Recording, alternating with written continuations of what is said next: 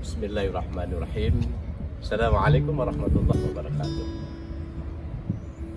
Bertemu lagi dengan saya Ustadz Aceh 651. Ada sebuah firman Allah Subhanahu wa taala yang terkandung dalam surat Al-Imran.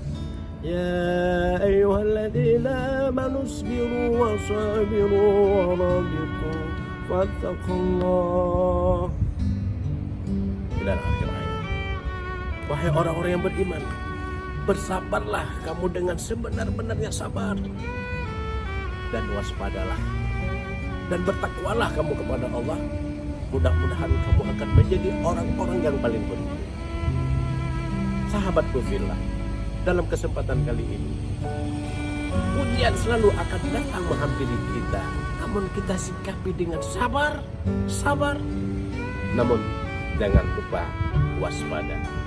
Waspada adalah untuk membentengi diri kita, jaga kesehatan, jaga imunitas, jangan panik, jangan takut, karena yang paling kita takuti adalah sesuatu yang Allah akan berikan kepada kita yang di luar kita, sehingga kita tidak akan mampu karena kita tidak menyadari bahwa sesungguhnya apapun pemberian, apapun cobaan itu pasti akan berlalu.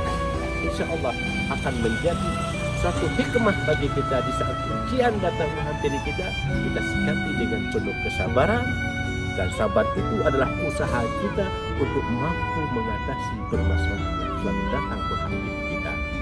Insya Allah, sahabatku fillah, la yukallifullah nafsan illa wus'aha.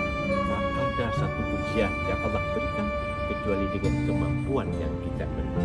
Allah sudah siapkan diri kita untuk bisa mengatasi dari segala ujian, walaupun itu termasuk virus corona yang hari ini melanda bangsa kita yang kita cintai. Mudah-mudahan corona berlalu dan kita sabar dan waspada.